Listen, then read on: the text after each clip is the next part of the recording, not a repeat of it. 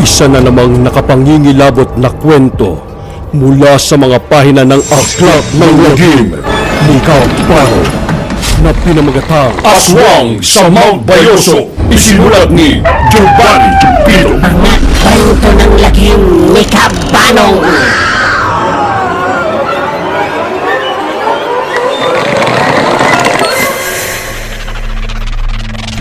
Nag-aral ako noong taong 1994 ng Scout Ranger sa Camp Texon, San Miguel, Bulacan. At nalipat ako ng Camp Kapingpin sa Tanay, Rizal noong taong 1996. 10 buwan lang talaga ang training ng Scout Ranger dahil sa hirap at sa dami ng malulupit, matitindi at mababangis na mga training. Napakaswerte mo bilang isang sundalo na makapasa. Dahil isa ang Scout Ranger na elite fighter na may tuturing dito sa Pilipinas. Dahil dedikado akong maging isang matinik na sundalo, kahit mahirap at pabalik-balik man ako ng training, ay hindi ako mananawa dahil nasa puso ko ang pagiging isang magiting na sundalo. Kahit 10 beses man akong mabagsak, 10 beses ko pa rin itong babalikan para matapos ang kursong pinapangarap ko. Kaya nung nag-graduate ako, proud ako sa sarili ko at proud din ang pamilya ko sa akin kasi ang sabi nila, ang Scout Ranger daw ay the most elite large-scale fighting force the Army has to offer.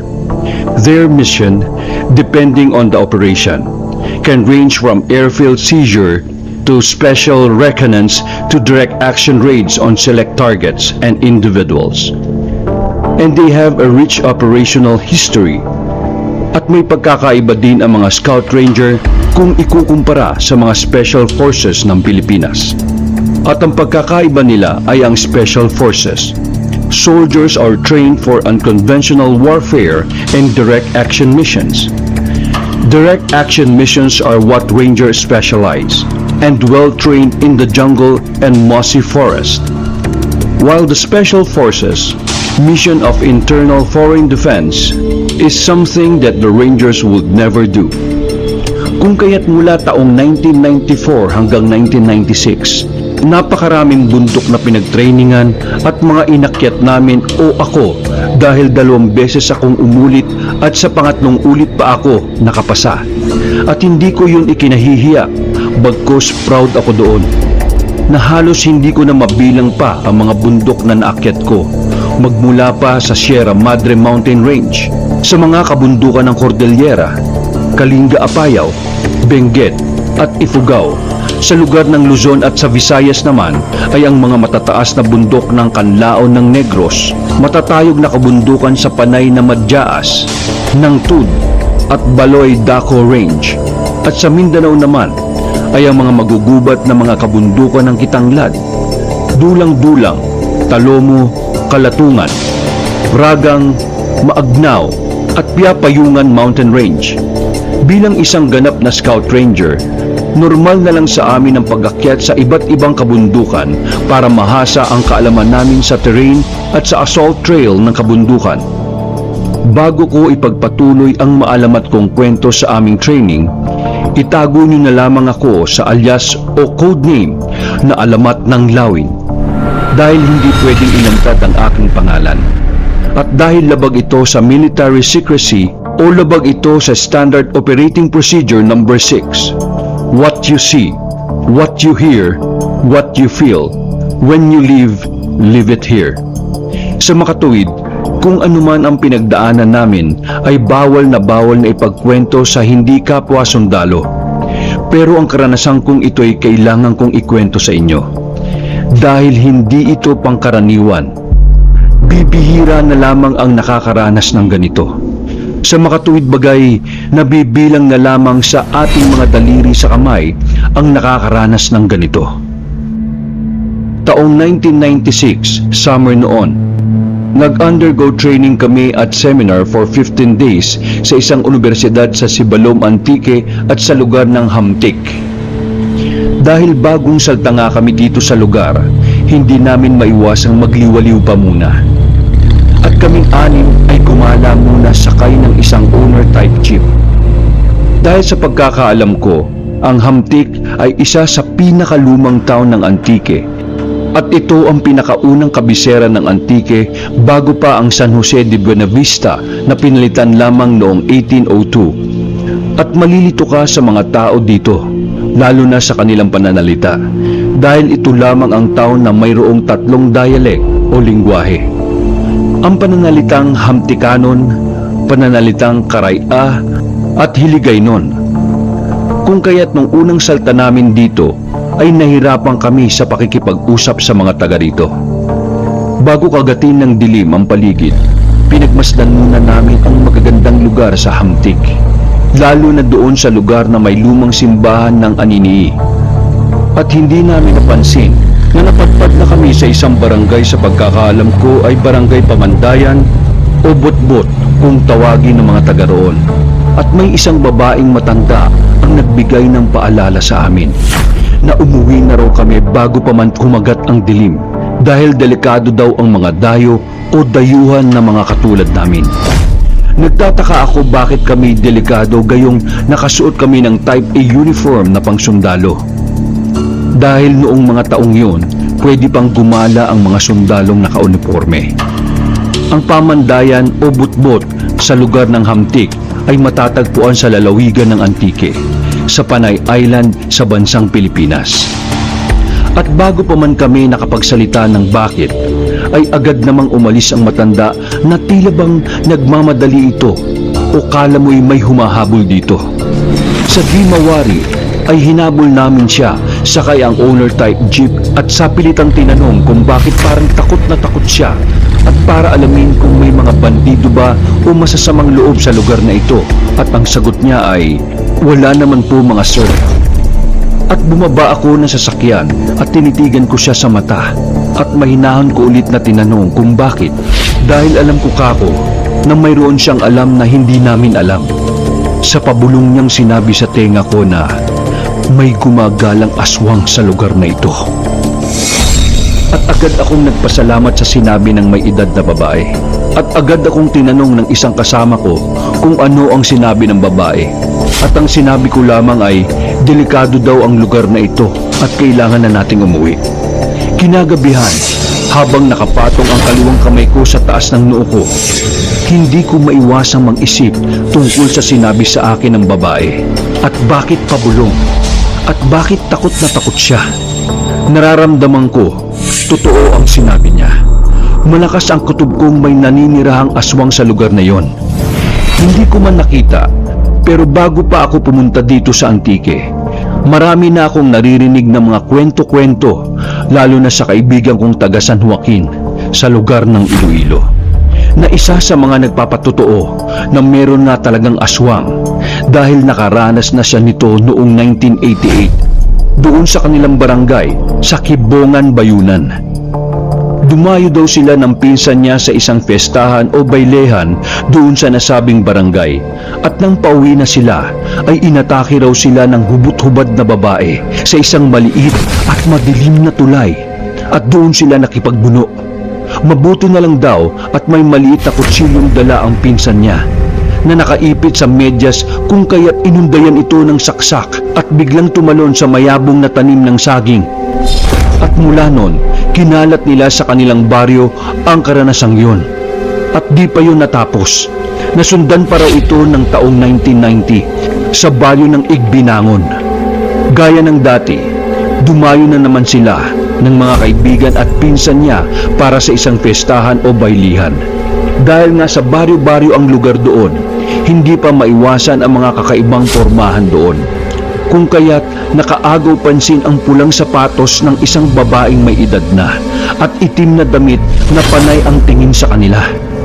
At noong pauwi na sila, nagkahiwa-hiwalay na sila ng mga direksyong magkakaibigan. Maliban na lang doon sa magpinsan na iisa lang ang daan. At doon daw nakita ng kaibigan ko at ng pinsan niya ang isang malaking itim na baboy na nakasuot ng kulay pulang sapatos, na ito ang sapatos na tinitingnan niya kanina na suot-suot ng matanda sa piyestahan. Dahil sa nakita, ay agad silang tumakbo pabalik sa lugar kung saan ginaganap ang pestahan. At pinagsasabi nila sa mga taga doon na may nakita daw silang baboy na nakasuot ng sapatos. At sabi ng mga taga doon, ay binagat daw sila. Ang salitang bagat ay salitang Hiligaynon. Ginagamit lamang ang salitang ito kapag nakakita ka ng aswang. At ayon sa Hiligaynon Dictionary, ang bagat ay a kind of monster or vampires believed in by the superstitious. It is supposed to appear in various strange shapes. At sa malalim na kahulugan ng salitang Karay-a Dictionary ay change, transmutation, transformation, metamorphosis, to transform, change, turn, pig into dog, cats into birds, old man, women, into young man or women, etc. A superstitious belief has it that aswang. Sa kwento ng aking kaibigang taga San Joaquin, ay kumbinsido na ako kahit noong mga panahon na yon ay hindi pa ako nakakakita ng aswang. Malakas naman ang pakiramdam ko o human instinct ko kung kaya't naniniwala ako sa mga nilalang na ganito. At naniniwala ako na hindi lamang tayong mga tao ang naninirahan sa mahiwagang mundo ng ating ginagalawan. Kaya may mga salitang hiwaga, misteryo, kababalaghan o tinatawag na phenomenon. Kinabukasan, maaga akong nagising at tuloy ang aming training o seminar sa Tactics and Assault. At gaya ng dati, pagkatapos ng training namin sa hapon, ay agad na naman kaming namasyal sa magandang lugar ng Antique. At nakaabot nga kami sa Sibalom Antique. At doon ko nakita ang isang babaeng maganda. Pero kapag tinitingnan mo sa side mirror ng sasakyan, ay matanda ang kanyang mukha. Hindi pa ako nagpahalata nung una kasi parang naguguluhan ako. Ganun naman talaga tayong mga tao. Kapag may kakaiba sa paningin natin, hindi tayo mapakali. At kailangan nating siguraduhin ang mga nakikita natin. At tinitigan ko nga itong muli, na tila bang pinag-aaralan ko ang kanyang itsura. Sa pagkakataong ito, hindi na ako mapakali. Nagtataka na talaga ako habang nakasakay sa owner-type jeep. Ito ang tipikal na jeep ng mga sundalo. Kitang-kita ko na sobrang ganda talaga ng babae. Parang si Isabel Granada ang mukha niya. Pero nung tinitigan kong muli siya sa side mirror, matandang babae talaga ang nakikita ko at pangit na kulukulubot na balat niya sa mukha, sa braso at sa leeg. At nangilabot ako sa nakita ko. Para bang nakakaramdam ako ng pangangatog ng tuhod at pakiramdam ko ay lumalaki ang ulo ko sa kilabot na nakita ko. Hindi lang ako sigurado kung nakita din ng mga kasamahan ko o hindi dahil wala naman akong naririnig mula sa kanila. Kung kaya't tahimik na lang ako habang naguguluhan. At noong pauwi na kami sa school ng Hamtik doon sa tinutuluyan namin, sa kahabaan ng biyahe, biglang may tumawid na matanda sa daan. Nakatalikod ang matanda at nung umarap siya, laking gulat ko na siya ang matandang nakita ko sa side mirror ng sasakyan kanina sa Sidalom. At napamura ako ng malakas sa nakita ko na siyang ikinagulat ng mga kasamahan ko. Na ang babaeng maganda na nakita namin sa Sibalom ay siya rin ang matandang tumawid kanina sa daan. At doon, nakaramdam ng takot ang mga kasamahan ko at naging alerto sila sa kinauupuan nila. Lahat naman ng kasama ko ay naniwala sa salaysay ko sa kanina. At hindi porke sundalo ay hindi naniniwala sa aswang o sa kung ano pang nilalang. Naniniwala kami dahil pinag-aralan din namin ang mga bagay na ganyan. Mabilis na lumipas ang 12 araw at natapos na nga ang aming basic training at seminar. Pero may isa kaming final training o unang misyon bilang isang scout ranger. At ayon sa officer namin, dito masusukat ang galing namin sa terrain at jungle fighter. Kung kaya't tinawag ang misyon na ito na Operation Red Orchestra. Kung ano man ang ibig sabihin niyan ay kami na lamang ang nakakaalam. Ang magiging setup ay hahanapin namin ang maliit na red flag sa gitna ng bundok ng Dueñas sa Iloilo na kung tawagin ito ay Mount Bayoso. Dito itinago ng mga opisyal ang mga maliliit na kulay pulang mga flag na saktong-sakto lamang sa bilang naming mga Scout Rangers na umattend ng seminar training. Ang sino man na hindi makarating ng Hamtic Campus sa loob ng 7 araw galing ng Mount Bayoso sa Dueñas ay consider itong mission failed. O kung makarating ka man ng Hamtic Campus pero wala ka namang dalang maliit na red flag ay mission failed pa rin. Dapat kumpleto before 7 days na may dalang maliit na red flag na siyang hahanapin mo sa masukal na kabundukan ng Mount Bayoso. At kung sino man ang mauna at doon nakasalalay ang performance mo bilang isang sundalo. At dito kami iniwang lahat sa lugar ng Sibukaw at Sumandig. Ang kalahati sa amin ay sa lugar ng Sibukaw at ang kalahati naman ay sa lugar ng Sumandig. At doon kami magtatagpo lahat sa Mount Bayoso. Doon namin hahanapin ang red flag na tinago ng mga opisyal naming Scout Ranger. Ang tanging dala lang namin noong araw ng misyon ay barangay clearance bawat isa sa amin, dog tag, combat shoes kasama na ang medyas, identification card, jungle knife, camouflage na pants, t-shirt na kulay army green na may tatak na army sa harap at sa likod naman ang apelyido namin at kung anong company kami napapabilang. Nakasombrero ng pang-military, relo sa kaliwang kamay, kompas at isang military pen lights na noong 1996 ay di baterya pa lamang ang mga pen lights. Kung kaya't limitado ang paggamit ng pen light sa gabi. Wala kaming kahit 1 sentavo sa bulsa. Kung kaya't diskarte namin kung ano ang kakainin namin. Wala kaming kahit na anong tubig na dala at malalayo ang pagitan ng bawat isa kapag binababa kami para siguradong maiwasang magkasama sa pag-akyat ng bundok. O maaring dito matest ang kaalaman namin, bawat individual sa pagbasa ng sitwasyon at pagbasa na rin ng terrain ng kabundukan. At higit sa lahat, sa pagbasa ng kompas. Maya-maya pa'y unti-unti nang kumakagat ang gabi. 5:30 ng hapon nang binaba kami isa-isa doon sa lugar ng Sumandig. Maaga pa pero madilim na ang paligid. Unang batch kaming binaba pero iba-iba ang lugar na pinagbabaan ng bawat isa sa amin.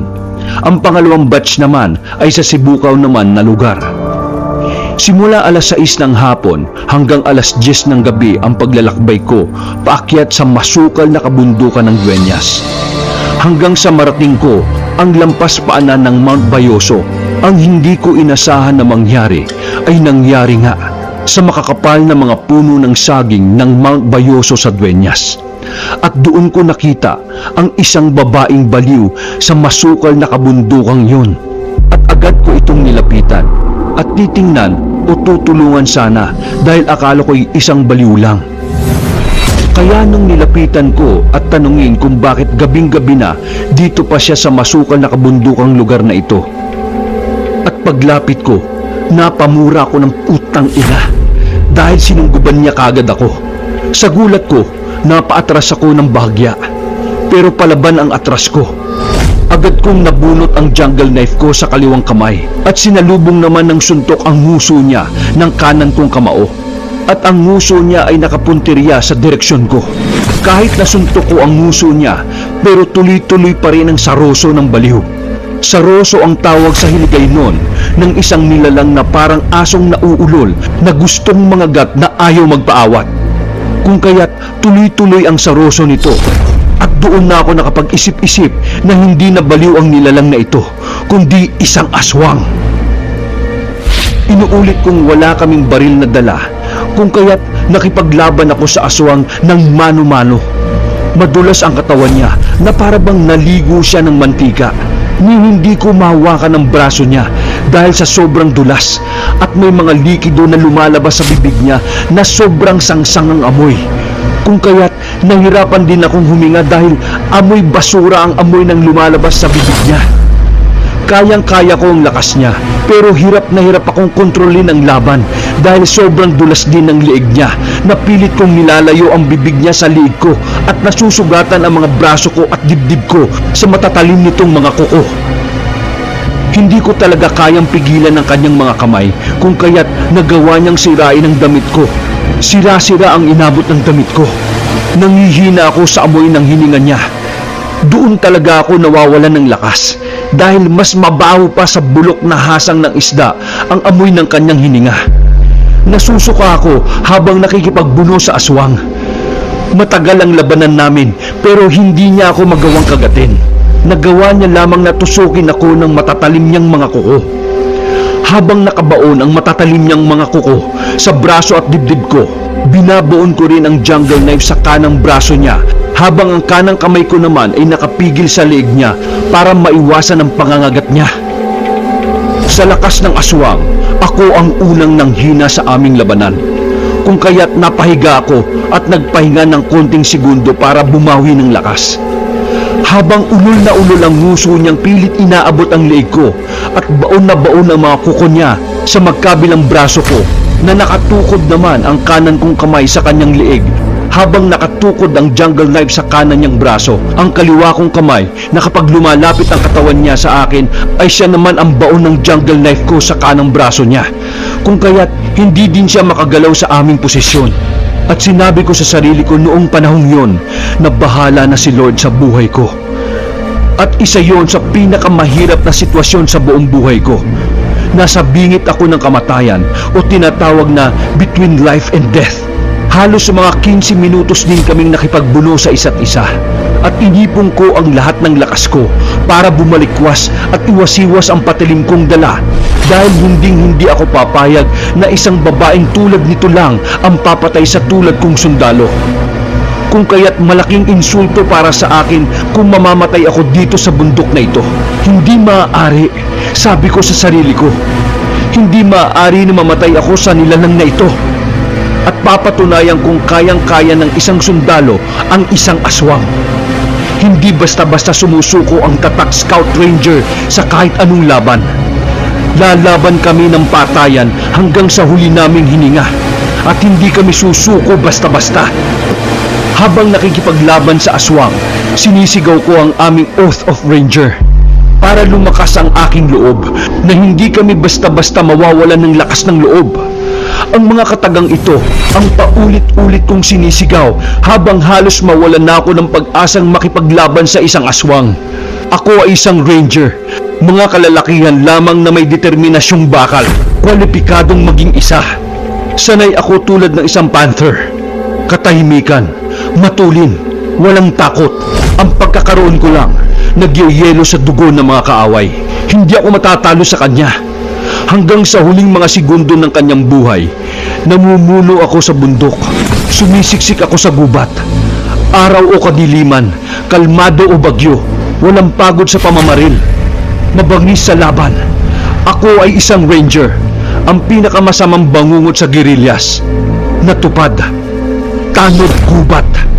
Hindi niya ako nagawang kagatin pero marami akong kalmot sa pamamagitan ng kanyang matutulis na mga kuko. Sa gigil ko makaganti sa kanya habang sinisigaw ang mga katagaan ng Oath of Ranger. Sinaksak ko ng sinaksak ang kanang braso niya.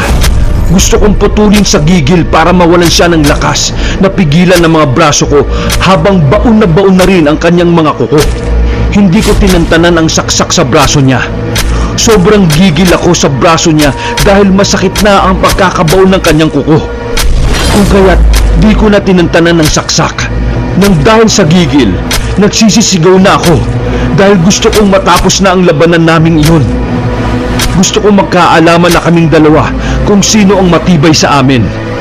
Matira na ang matibay, sabi ko sa sarili ko. Laking pasalamat ko sa jungle knife na dala ko. Kung hindi dahil sa matalim na jungle knife na ito, maaring patay na ako ngayon.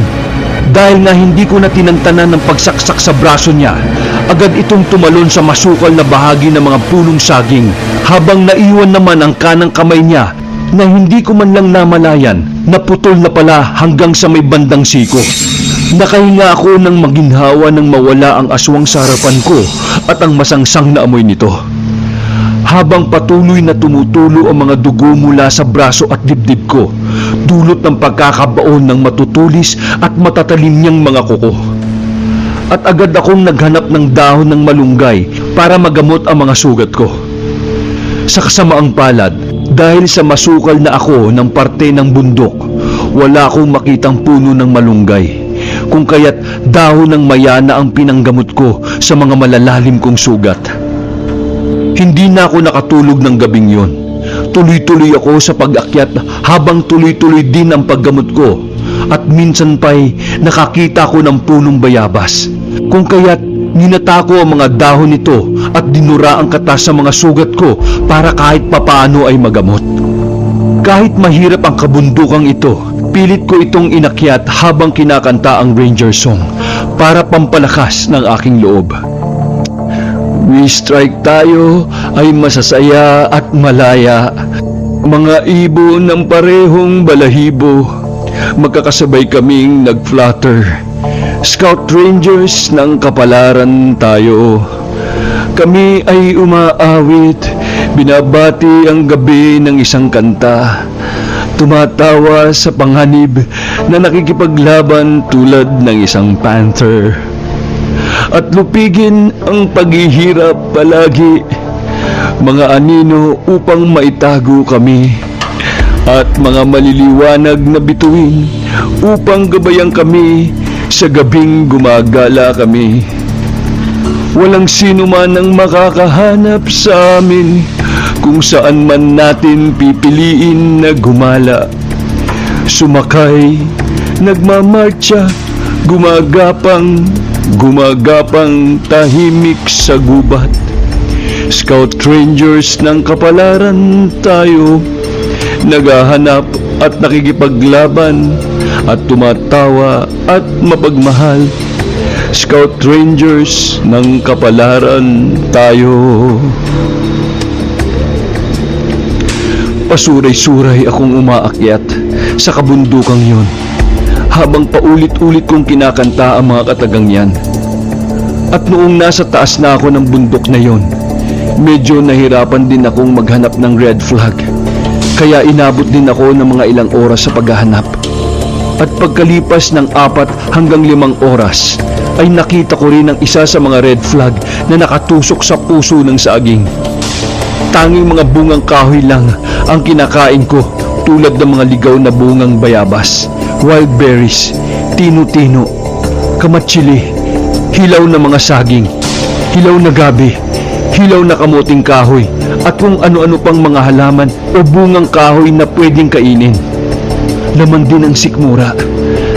Aaminin ko, mahina na ako, pero sa ngalan ng misyon ay kailangan kong itong tapusin. At naniniwala ako sa kasabihang duty first before anything else. Nangihina man, pinilit kong makababa sa masukal na kabundukang yon. Bit-bit ang isang braso ng aswang na siyang naputol ko sa pakikipagbuluko sa kanya. Kailangang mai-report ito sa barangay para malaman nila na may aswang na gumagala sa bayo nila. At bumalik nga ako doon sa bayan ng Sumandig. Na-report ko sa barangay ang nakita kong aswang kagabi. Dala ko pa ang kamay ng aswang. Gulat na gulat ang mga tao sa barangay paglapag ko ng putol na kamay sa lamesa. At sinabi kong yan ang sumira sa suot kong army na t-shirt. Yan mismong kamay na yan, sabi ko doon sa barangay kapitan. Di mahulugang karayom ang lugar nila nang malaman ng ibang mga taga roon na naka-encounter ako ng aswang at naputol ko pa ang kamay nito. Naakala mo'y may fiestahan. Ganun naman palagi ang mga baryo-baryo eh. Maraming tao kapag may fiestahan. At nagmistulang isang artista o action star ako sa paningin ng mga taga roon. At agad naman akong nilapitan at tinulungan ng mga tao doon, lalo na ang kapitan ng kanilang baryo. At agad-agad nilang ginamot ang mga sugat ko. Pinakain ako at pinaliguan. Gusto pa sana nilang palitan at labhan ng mga suot kong damit, pero sinalaysay ko sa kanila na under mission ako. Hindi ko kailangan magpalit ng damit at gumamit ng sasakyan. Pwede nila akong ihatid sa malapit na shortcut papuntang Hamtik at pakainin ng konting pagkain para makabawi ng lakas, at kaunting tulog ay malaking tulong na at hanggang doon lang. Dahil labag sa rules namin na gumamit ng sasakyan, pwede naman kong patago at kasama sa diskarte yun. Huwag lang magpapahuli para hindi masayang ang lahat ng pinaghirapan. Bumawi talaga ako ng tulog at nagpagaling ng sugat. Inabot din ako ng 3 araw sa kanila. At At pinaliwanag ko rin sa kanila na wag nang ipablatter sa pulis hanggat dito pa ako na hindi pa nakakaalis dito. Dahil baka kunin pa ang pangalan ko at malalaman na nagstay ako ng 3 araw dito. Mawawala ng saysay ang misyon ko. Sinabihan ko na lang sila na sabihin sa pulis na may mga ngasong naka-encounter ng aswang at naputol nito ang kamay ng aswang. At wag na wag banggitin na may napadpad na sundalo sa lugar na ito. At ganun nga ang ginawa ng kapitan. At pinagsabihan na rin ang mga tsismoso't tsismosang mga taga roon. Pagkalipas ng 5 araw, nakarating ako sa hamtik ng lakad lang. Nag-shortcut ako sa mga kabundukan ng Panay na may layo na 136 km mula Dueñas, Iloilo to hamtik sa Antique. Nasuot-suot ang sira-sirang t-shirt. At nakarating nga ako ng hamtik sa Antique, nagdala ang red flag na nagpapatunay na mission accomplished ang unang misyon na ibinigay sa akin. Proud ako dahil halos kalahati ang nakapasa sa amin. Dahil ang iba ay naligaw sa taas ng bundok. Nagkulap sa gutom, na-dehydrate, kinagat ng aso, nabugbog, napagkamalang magnanakaw. May napagkakamalang baliw at may nagstay na lang sa bundok dahil hindi makita-kita ang red flag kung saan matatagpuan sa taas ng masukal na bundok na yon. Iba't ibang karanasan ang sinapit namin. At alam namin na balang araw, ang mga karanasang ito ay magagamit din namin sa aming buhay. At sa tamang panahon at sa pang-araw-araw na aming pamumuhay. Kung kaya't kumanga ako sa mga kasamahan kong nagpursige sa pag-aaral na ganito. Dahil para sa amin, para kaming isang magaspang na kahoy at ang training namin ang siyang papel de liha na habang hinahasa kami ay lalo kaming kumikinang at gumaganda. Sa paglipas ng ilang pang mga araw, pumunta ang isa sa mga kagawad ni Kapitan doon sa Sumandig para kumustahin ako. At nalaman ko mula sa kanya na may isang babaeng naputulan ng kamay doon sa baryo ng Sumandig. At nalaman nga ng mga taga roon kung sino nga ang aswang sa kanilang baryo. At yun ay nanatiling lihim sa hanggang ngayon kung sino ang mahiwagang lalaki na minsan nang napadpad sa lugar nila at nilabanan ang isang salot sa kanilang baryo na siyang kinatatakutan ng mga tao roon nung mga panahon na yon. At pinaabot daw ng kapitan ng baryo nila ang pasasalamat sa akin. Dahil kung hindi sa akin, hindi nila nalaman ang isang pamilyang aswang sa lugar nila sa Sumandig, Dueñas, sa parte ng Iloilo. Napakalaking tulong lalo na sa mga nagdadalang tao sa lugar, sa mga kabataan at lalo na sa mga turista o dayuhang pumapasyal doon. At hindi rin nagtagal ay nalaman din ito ng officer ko noong nirescue na nila ang ibang mga kasama naming naiwan doon sa bundok ng Bayoso. At ang ilan sa mga kasama namin ay nabaliw ng dahil sa gutom. Salamat sa Diyos dahil walang nasawi sa amin. At dahil doon, kinausap ako ng opisyal namin sa nangyari. At ang sabi niya ay proud nga daw siya sa akin kasi nakabalik pa rin ako ng buhay sa kampo namin dun sa hamtik. Sa kabila ng na-experience ko sa aswang, proud daw siya sa akin. Bibihira lang ang nakakaligtas sa ganoong klaseng engkwentro at may natulungan pang barangay. Higit sa lahat ay hindi ko nakalimutan ang training ko bilang Scout Ranger. Hindi ko man daw sabihin ay nararamdaman niya kung gaano kahirap ang makipagbuno sa aswang dahil narinig niya na rin daw ito sa mga kwento ng mga tiyuhin niya sa parte ng Carles sa Iloilo. At pagkalipas ng 2 taon, after na nangyari ang insidenteng yon, ay nakapag-asawa ko ng isang Antiqueña at nagsama kami ng halos 8 taon sa Valderrama, Antique. Pero sa kasawiang palad, nagkahiwalay din kami. Hanggang sa napadpad ako sa parte ng Kabangkalan sa Negros at nanirahan din doon ng mga 5 taon. At 5 taon din sa Dangin sa lugar ng Dumaguete at 3 taon sa Malaybalay, Bukidnon. At ngayon, dito na ako sa parte ng Samar at kahihiwalay ulit sa aking inaasawa pero patuloy pa rin ang pagtutulong ng aming samahan sa mga kapuspalad tulad ng mga nasalanta ng bagyo, baha o lindol. At ngayon may pandemic ay patuloy pa rin ang operasyon namin. Sa katunayan nga, meron kaming operation kamakailan lang ng 19th Infantry Battalion Joins Brigada Eskwela 2020. The 19th Infantry Battalion headed by LTC Jasper Justito M. Pexon, INF, GSC-PA. The acting commanding officer provides assistance during the Brigada Eskwela 2020 of the Department of Education. Amidst COVID-19 pandemic, armed with cleaning tools, troops of 19IB, together with the parents and faculties of 3 participating schools, namely San Jose National High School, San Jorge Elementary School, and Rosalim Integrated School, or San Jorge Samar, conducted clean-up drive, minor repair of school facilities, and disinfection of vicinities in preparation to the opening of classes through blended learning and in compliance of protocols set by DepEd and DOH. We 19th Infantry Battalion emphasize that the AFP's support to our stakeholders, particularly the DepEd, will not be hampered by any pandemic. We will remain committed in assisting our partners in peace to ensure that basic services will be delivered to our constituents. Bilang sundalo, ipagpatuloy nyo lang ang pagpupursige sa buhay.